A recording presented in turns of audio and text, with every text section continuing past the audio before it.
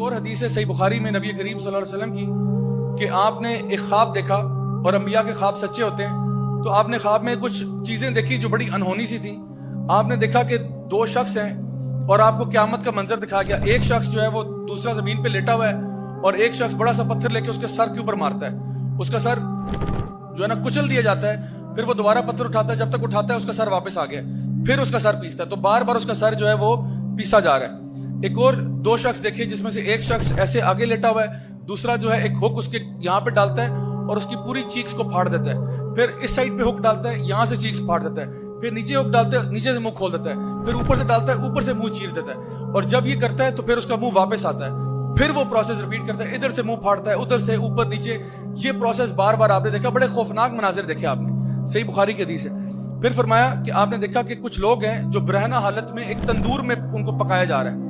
مرد اور عورتیں، ایک بڑا سا تندور ہے، اس کے اندر ان کو پھینکا ہوا ہے اور ان کی چیخوں کی آوازیں بہت دور سے آ رہی ہیں. یعنی وہاں پہ ڈسٹینسز اتنے ہیں لیکن کہاں دور تک ان کی آواز آ رہی ہے. پھر آپ نے دیکھا کہ ایک شخص ہے جو کہ پانی میں تیر رہا ہے، یعنی ایک ایکچولی خون کے دریا میں خون میں تیر رہا ہے.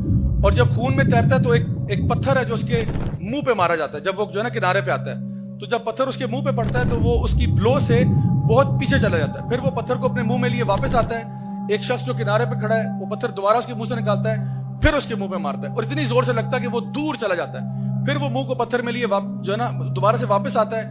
پھر وہ یہ پروسیس ریپیٹ ہو رہا ہے کہ بار بار وہ اس خون کے دریا میں تیر رہا ہے، آگے پیچھے بار بار مار بھی کھا رہا ہے اور بار بار پتھر واپس بھی لے کے آتا ہے. پھر آپ صلی اللہ علیہ وسلم نے دیکھا کہ ایک بہت ہی بھیانک شکل کا ایک شخص جو ہے وہ ایک آگ کے ارد گرد دوڑ رہا ہے. ایک بیس نما چیز ہے، بڑے خوفناک سا شخص ہے.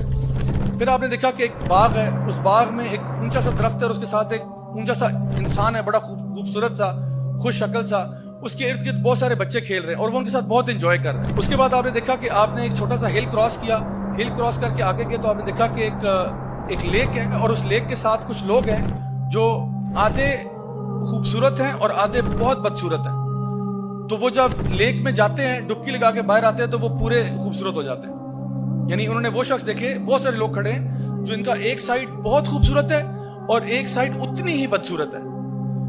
وہ اس دریا میں، اس لیک میں جا کے ڈپ کر کے آتے ہیں، باہر آتے ہیں تو بالکل صاف ستھرے ہو کے اچھے لگ رہے ہیں. تو آپ نے فرشتوں سے پوچھا، آپ خواب میں دیکھ رہے ہو فرشتے آپ کو ٹور کرا رہے ہیں.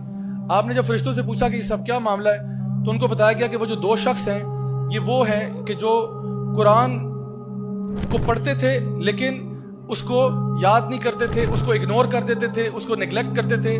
یعنی قرآن کو ان کو پتا تھا لیکن نہ تو اس کو یعنی صحیح طریقے سے پڑھتے تھے، سمجھتے تھے، نہ اس پر عمل کرتے تھے اور قرآن سے منہ پھیر چکے تھے، حالانکہ گھروں میں ان کے قرآن پڑے ہوئے تھے. تو یہ وہ ہیں جن کے سر پیسے جا رہے ہیں کیونکہ اب آپ کو قرآن کا فائدہ ہی نہیں ہوا نا. آپ نے تو اوپر سے پڑھ لیا لیکن عمل ہی نہیں کیا، سمجھنے کی توفیق ہی نہیں ہوئی آپ کو. پھر وہ جو دو شخص تھے جو آئرن کی ہک سے جن کا منہ چیرا جا رہا تھا، یہ وہ شخص تھا جو اپنے گھر سے نکلتا ہے اور جھوٹ بولتا ہے اور اس کا جھوٹ جو ہے وہ ہر طرف پھیل جاتا ہے. اور صحابہ کے دور میں یہ سمجھنا شاید تھوڑا سا مشکل ہوتا ہوگا لیکن آج تو بہت آسان ہے. سوشل میڈیا کا دور ہے، آپ ایک بات کرتے ہیں پوری دنیا میں پہنچ جاتی ہے. تو کہا یہ جو جھوٹ بولنے والا ہے اس کا منہ چیرا جا رہا ہے. اس کے بعد وہ جو اون میں تھے یہ وہ تھے جو زانی اور زانیہ ہیں، جو امت کے اڈلٹرز ہیں اور زنا کرنے والے. یہ وہ لوگ ہیں جو سارے کے سارے تندور میں پھینکے جا رہے ہیں اور ان کے پورے جسم کو سزا دی جا رہی ہے. وہ جو خون کے دریا میں تیر رہا تھا یہ سود لینے والا تھا، جو سود میں ڈیل کرتا تھا، سودی کاروبار کرتا تھا، سودی بزنس کرتا تھا. یہ خون کے دریا میں تیر رہا ہے اور اس کو پتھر پڑ رہے ہیں اس کے منہ کے اوپر. وہ جو ایک خوفناک سا شخص تھا یہ کون تھا؟ یہ مالک تھا، جہنم کا داروغہ تھا. یہ یاد رکھیں، یہ جو جہنم کے فرشتے ہیں نا، یہ عام طور پہ فرشتے کے بارے میں جب آپ کو کہا جاتا ہے کہ وہ تو بڑا فرشتہ ہے تو آپ کے ذہن میں بڑا خوبصورت سا اینجل آتا ہے، بڑے بڑے پیارے سے پر رہے ہیں اور خوبصورت سا چہرہ ہے. لیکن کچھ فرشتے انتہائی خوفناک ہیں، انتہائی خوفناک ہے. اور یہ جو جو ہے نا جہنم کے داروغے ہیں، جو 19 گیٹ کیپرز آف ہیل ہیں، یہ انتہائی خوفناک فرشتے ہیں. اور یہ جو مالک ہے، جو سب سے بڑا گیٹ کیپر ہے، یہ بھی انتہائی خوفناک ہے. تو اب جہنم میں بڑے پیارے پیارے فرشتے نہیں دیں گے آپ کو. جہنم میں جو گارڈز ہیں وہ گارڈ بھی بڑے دہشت والے ہیں. تو یہ جہنم کے داروغے کو آپ صلی اللہ علیہ وسلم نے اپنے خواب میں دیکھا. اور وہ جو لمبا سا شخص تھا درخت کے پاس بچوں کے ساتھ کھیل رہا تھا، یہ ابراہیم علیہ السلام تھے. اور یہ ان بچوں کے ساتھ کھیلے تھے جو فطرت پر مر جاتے ہیں. یعنی بالغ ہونے سے پہلے بیچارے 2 سال 3 سال 4 سال کے بچے کا انتقال ہو گیا تو یہ ان کے ساتھ جنت میں کھیل رہے ہیں. اور وہ لوگ جو آدھے خوبصورت اور آدھے بدصورت تھے یہ وہ لوگ ہیں جو اچھے کام بھی کرتے تھے لیکن برے کام بھی کرتے تھے برابر برابر.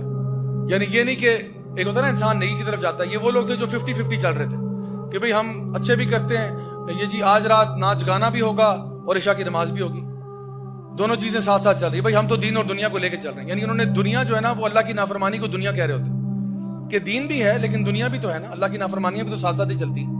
حالانکہ اللہ تعالیٰ فرماتے ہیں یا ایھا الذین آمنوا ادخلوا فی السلم کافہ, اے ایمان والو پورے کے پورے اسلام میں داخل ہو جاؤ. ولا تتبعوا خطوات الشیطان, اور شیطان کے نقشے قدم پر نہ چلنا. My dear brothers and sisters, یہ میں کوئی فیری ٹیل فکشن کی بات نہیں کر رہا ہوں, یہ ریئلٹی ہے. یہ وہ غیب کی باتیں ہیں جو نبی کریم صلی اللہ علیہ وسلم بتا کر گئے کہ باز آ جاؤ, اللہ کے بندو باز آ جاؤ, گناہوں سے توبہ کر لو, اللہ تعالیٰ کی رحمتوں کے دروازے کھلے ہوئے ہیں. اس کے باوجود تم توبہ نہیں کرو گے تو حالت آگے دیکھ لو کیا ہونے والی. بڑے سے بڑا آپ نے گناہ کیا ہو, بڑے سے بڑا گناہ کیا ہو, آج آپ کے پاس موقع ہے, معافی ہو سکتی ہے. اللہ تعالیٰ فرماتے ہیں تو زمین و آسمان کو بھی گناہوں سے بھر دے, میں سے بڑی مغفرت تجھے دے سکتا ہوں. تو سارے سمندروں کو گناہوں سے بھر دے, میں اس سے بڑی مغفرت دے سکتا ہوں. آج موقع ہے, جب مر جائیں گے اس کے بعد توبہ کریں گے تب فائدہ نہیں ہوگا. یہ آفر محدود مدت کے لیے ہے. یہ جو آفر ابھی آپ کو ملی ہوئی ہے نا, یہ محدود مدت کے لیے. تو اس لیے عقل مند انسان وہی ہے جو اس کا فائدہ اٹھا لے.